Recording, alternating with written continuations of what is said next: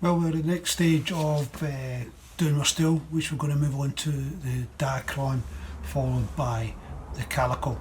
Okay, so what I'll do is I'll show you what the calico looks like, and I'll show you what the diachron looks like. So the first thing I go on will be the diachron, and we're going to be using 4 ounce polyester diachron. As you can see here, it comes in a big massive roll, and it's like a big massive ball of cotton wool.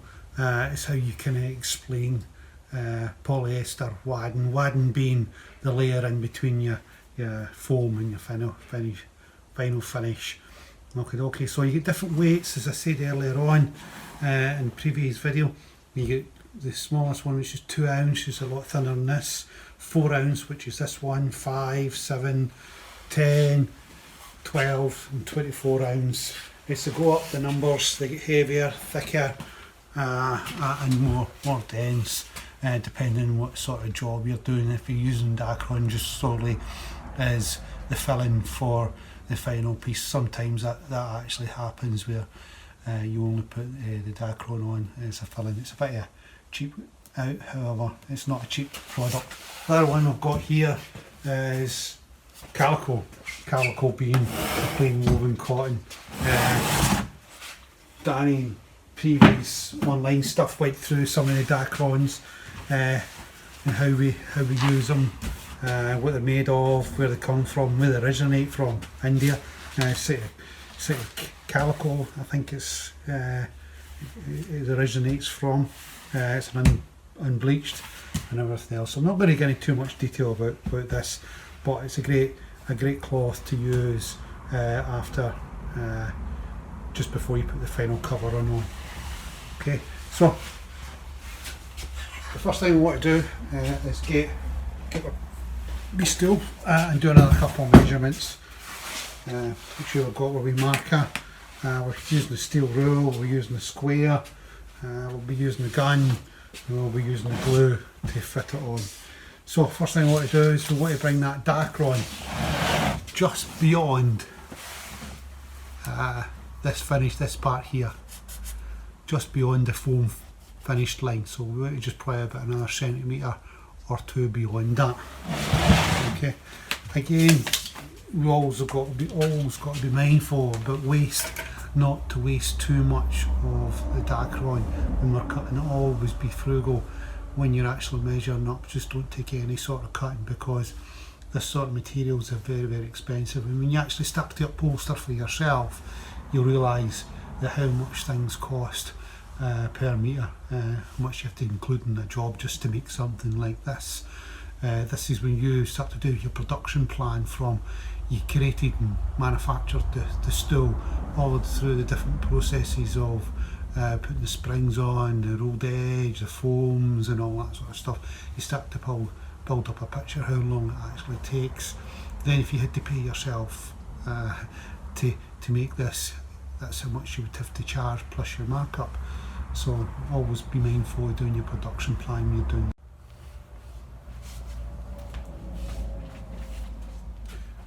First thing I'm going to do is measure the width, folks. So 1 or 2 centimetres further on the foam line, just here. Okay. So it's going to go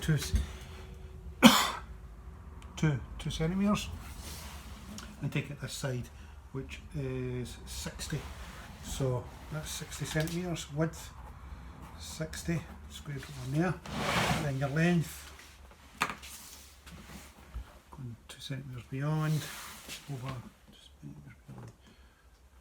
by say 80. So that's 60 by 80, the length. Okay, length. Stick that right here.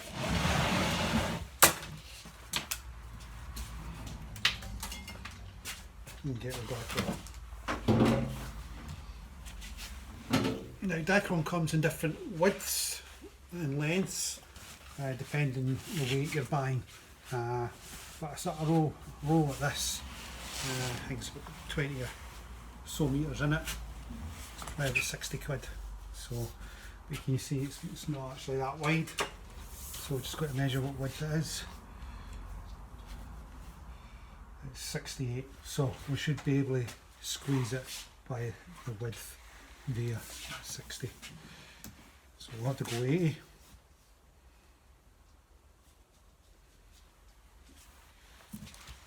So we marker pen, just get your square and just square that across. Just a wee bit roughly, doesn't need to be perfect, just reasonably square because this stretch quite a bit. Once you get that done, cut it through. Then what you want to do is just do a wee dry fit. Bring it on, and you can just see it in place. As you can see, it stretches quite a bit. What I normally like to do is just fold it back half at a time and glue half and half. So just spray the glue on, make sure you clean the end of that wee nozzle. And this saves you getting into a wee pickle when you glue work. Okay, half at a time, bring it forward and down, hold your hand here and then just giving it a wee stretch over and do your other side. Again, what this stops is it stops that dacron from moving when you're actually sitting on the actual seat itself. If you don't do that, then it will wrinkle up and become not very nice. So from here, just below the actual foam line, just below here, you want to just bring that foam on, feel it with your hand, and that's where you want to put your first staple. We'll do the middles first. So probably do about just over 100. Turn over to the other side and do the other side. Okay, just below the foam line. You can just feel it with your hands. Okay. So remember, it's already glued and stretched, so all you need to do is pull that down and fix it down in place. Just below the foam line, just round the thighs. I always like to do about 100 mils. Once you do your middles, remember, do your middles, then St George's Cross, St Andrew's Cross, always go on to your ends or your corners after that.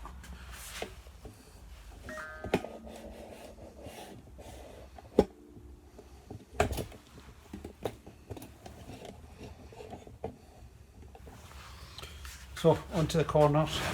What we want to do with this stuff is we want to really drag it right down and drag it in, and then just work up to it, stretch it out.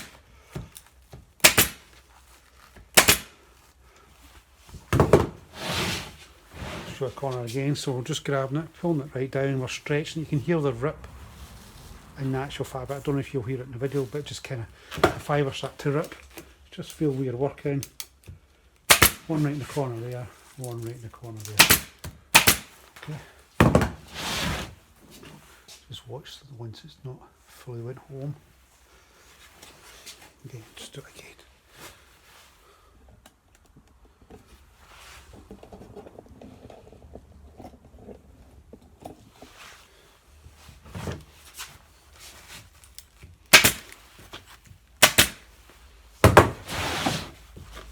Down. So we're not only pulling it in here, we're pulling it down the way. So you're pulling it in and down.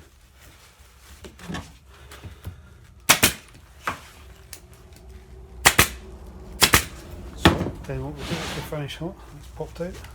Should have done the ends first.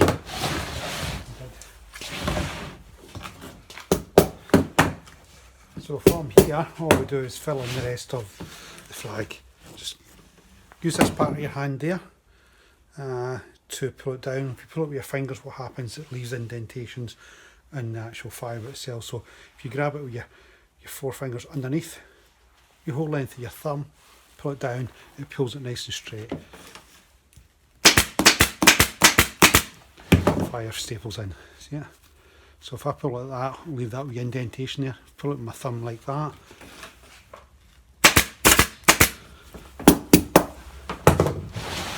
Just like the same here.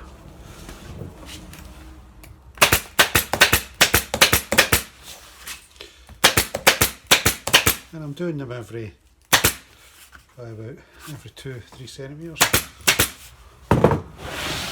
The staples.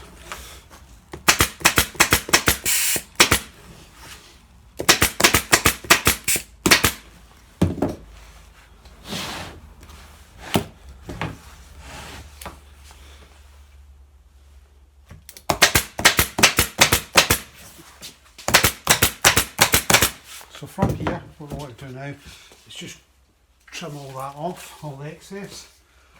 You either can rip it off.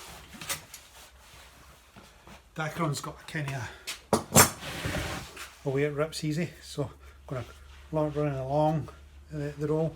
It doesn't want to rip all that easy, but running across the length of it, if you're thinking the weft of the fabric, it rips nice and easy, but doesn't rip as easy going that direction. So what you can do is just, with your staple there, just rip it off, go across the actual fibre.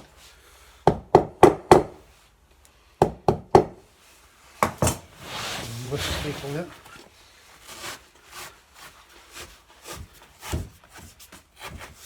What you don't want to do is you don't want to leave a cut edge. The reason you want to leave a cut edge is when your fabric goes over it, sometimes that line can show up, so you just tease it off. Or cut it with your scissors, then tease it. Teasing it's just pulling the fibres, so it's like it's kind of a finish like that. I'll show you what it's like when you cut it. See, it just leaves that cut line. So what you can do is just tease it out, and it just thins that out, and finish it really nice and neat.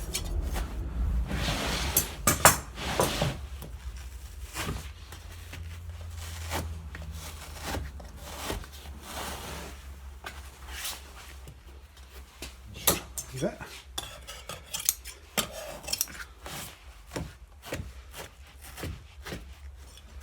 Corners, don't build all your corners up. Try and keep the excess away and just tease it off.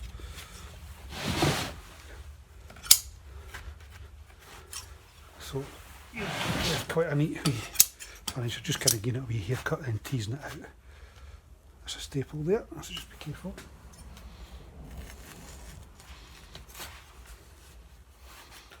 So our next stage is the Dacron. Sorry, the calico. Keep the calicos and the Dacrons mixed up. So what we do is put this video back up.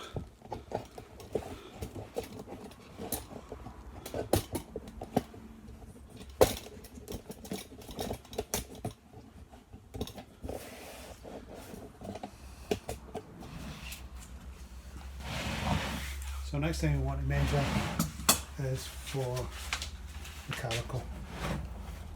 So the calico should go beyond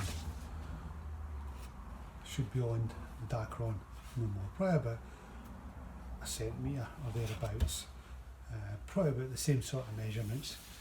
So I'd say 60, not too fine.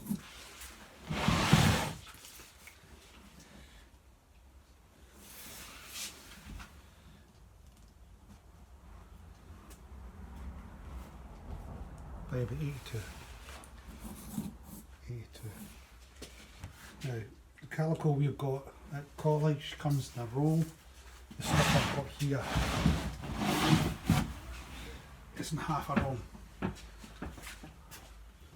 It's half a roll folded, as you can see, just the way it's been folded up. It is quite wide stuff at college, and I think there's enough if you cut the width off the length, the left way, then the two bits will do two people. Okay, so 60. So we'll do the snip there.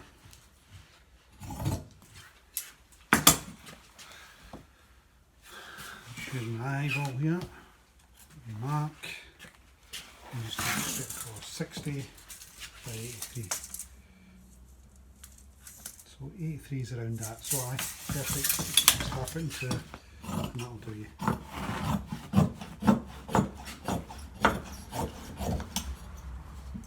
So all you do is one full cut right across at 60mm, fold it in two, like that, and then just cut it straight the fold, and that's enough to do two people, and that's been very mindful of the waste. Okay, so we don't glue this on, all we want to do is do a wee dry fit. Just make sure you've got it lined up the right place. Not going to be shy in there. We could have done a wee bit wider than 60. What I'm going to do is I'm going to secure my length first. What we'd normally do in this situation is we'd use a thing called a temporary tack. What a temporary, not sure what a temporary tack, but it's a temporary fixing. I'm just going to go get a bit of wood.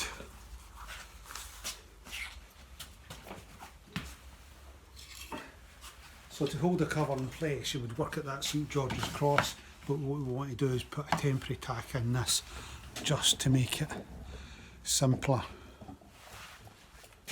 to hold it in place until we know the cover's right, before we secure it permanently. Okay, so we permanent staple would be like that, where you're pushing the stapled gun down. See it? That's a permanent staple. A temporary staple is we're taking the gun and we're cocking it over to the left or right, whatever you are, left or right handed, and we're leaving it half in, half out, which allows us, you see that? Which allows us to get a pair of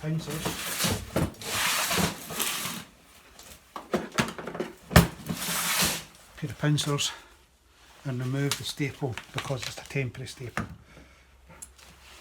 like that. So we put a temporary fixing in the four corners, I should say the four centres, before we go to our corners. Alright. So I'm going to do my line first. Just make sure I've got enough here, and enough there. So I'm just going to do a couple of wee temporary ones right there. 3 wee temporary ones. I'm getting my hand, holding it with my thumb, like I showed you earlier on. I'm trying to get into the video so you can see what I'm doing. So I'm holding it with my thumb, putting a wee bit of taut on it, and I'm just dragging the cover forward and using my whole hand. What I don't want to do is I don't want to drag it down so it can create the creases there. I don't want to pull it.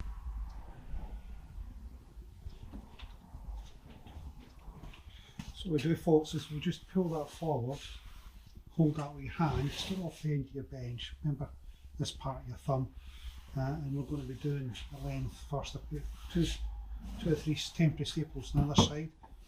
Don't pull it too tight so it starts to crease here. Just pull it so it's nice and taut, and feel where your foam is, and just below your foam put 2 or 3 temporary tacks in there,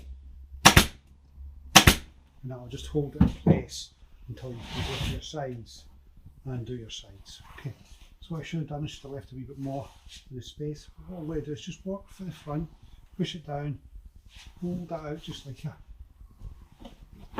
pincer, your thumbs there, and then a couple of temporary just in there.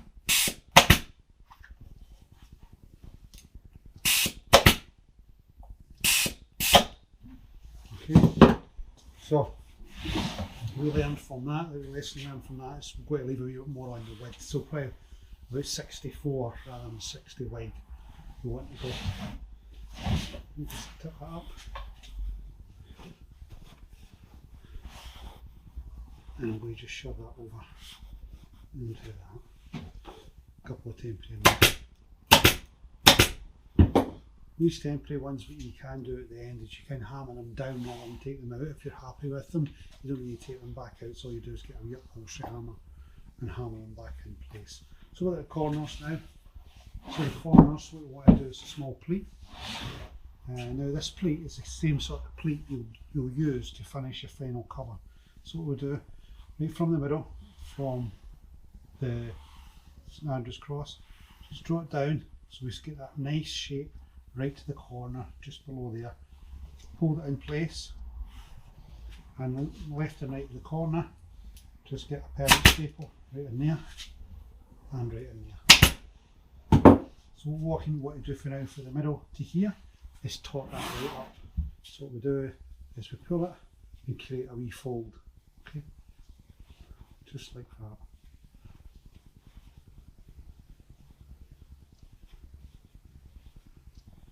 Okay, once we get that wee fold put in place, well, what we do is just fix that down, and then from the next centre. So my final cover, you want it a lot more neater than this, but that's what we're looking for there. We've got it taut there, got it taut there. Right. Then what you can do is some people do all of the four corners, then fill in the remainder. Some folk do one, then fill in. It depends totally up to yourself what you do. I'll show you both. So what I'm going to do is I'm just going to how it finishes. Just going to draw that over. I'm going to finish that.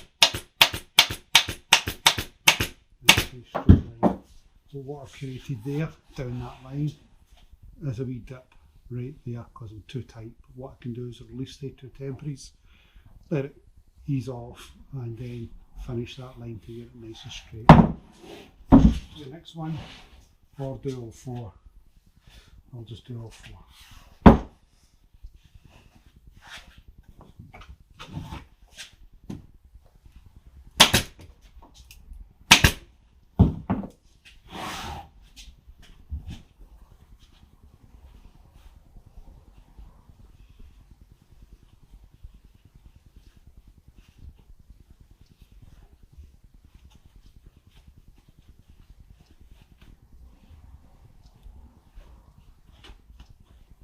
Sometimes it takes a wee bit of manipulating the fabric just to get it in place.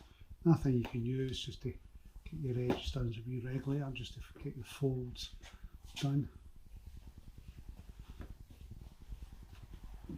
Okay, I'll just tighten that up. I definitely haven't left enough in my width here, but I'll get away with it. So that's a wee lesson learned that we'll have to do a wee bit wider. And just an RV.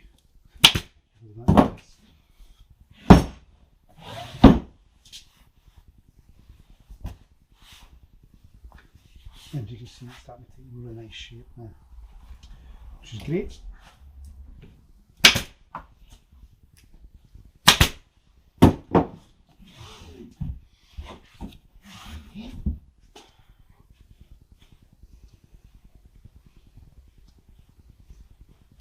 This fabric seems to always dry my fingers up, so I always have to keep a wee lick in my hands just to make me get some grip on that.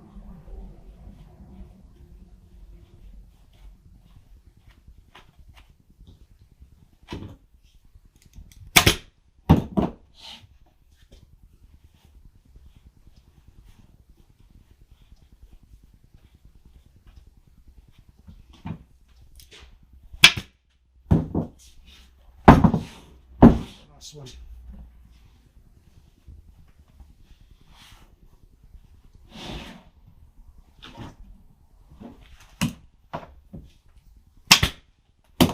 Staples.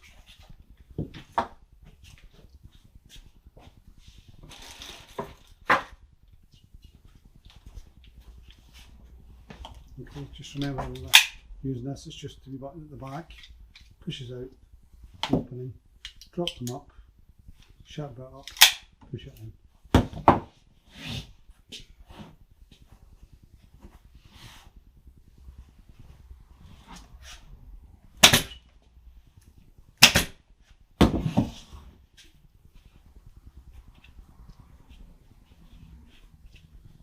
So you want to get that nice and tight, just like the rest of them. Just kind of folding it under, try and get that nice shape. Now it's not massively important if these pleats are really neat. However, it's good practice for when you actually go and do it in the final colour.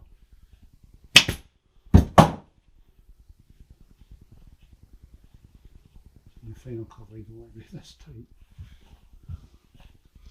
That's because that's just too tight. So we'll get away with it in this one. I'll just fill in the rest. So I'm just going to fill that one in. That's the one I started with. So I'm just going to fold it over until I try and get that line nice and straight. And feed it off. I'm looking down here just for any holes. What I could do would release some nature there. Just get your tack lifter. Pincers.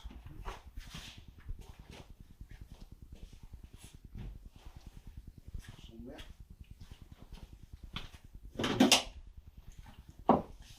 Just release them temperatures back up. Just let relax the fabric again, push it over, and then fix them home. And you end up just with a nice straight line all the way down there. You can just see indentations in the fabric there. That's just because it's so tight. So just double up the amount you've got, probably one every half centimetre. Just finish it off nice. Like the other side. What I like to do is just hold that, push it over. You'll probably just a firm line and just staple just below it. As I say, it doesn't need to be massively neat with your calico because you still get your final colour to go on top of it.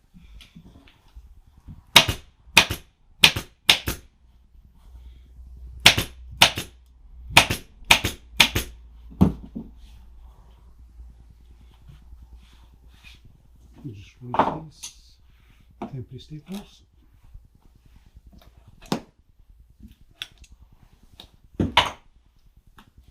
And then just fix it up. Same with the ends.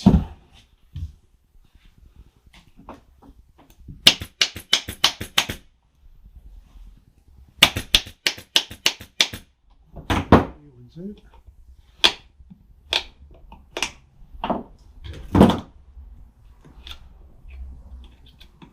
And what we'll do is cut the excess calico off, just ready for the next stage, which is your sewn in diamond colour.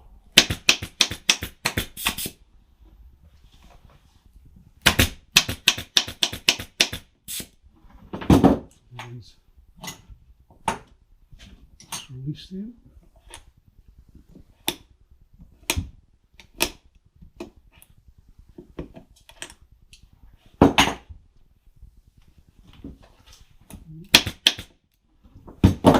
And then you can trim it now with your knife. Just get that excess off.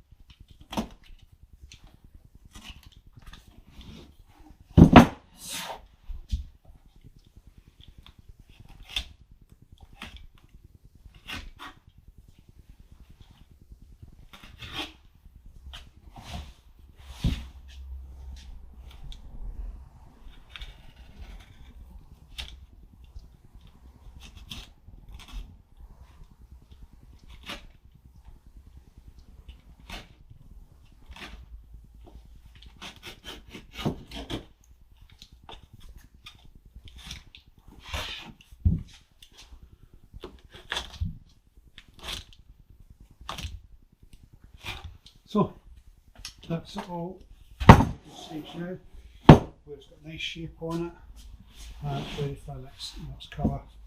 It's nice and comfortable. It's nice and tight, so we're looking for the fabric dark-room cover, sorry, the calico cover, not to be loose there right in the middle, so if you grab it then it's too loose. It's just a nice drum sound to the actual finish itself. So the next stage we're going to do is we're going to move forward to the diamond covers, and that'll be the next stage. It's the sewn in diamonds. So what we do then is work out how big rhombus diamond is, and then plan it onto the actual surface of the actual cover itself, and then draw it onto the actual finished fabric itself. So what I've got to do now is select a fabric which I want to put on this, and then I'm going to work out my diamonds. I'll draw it onto a piece of paper and then work it out. Then we'll do the next stage, which will be sewing in the diamonds on the sewing machine. Thanks very much.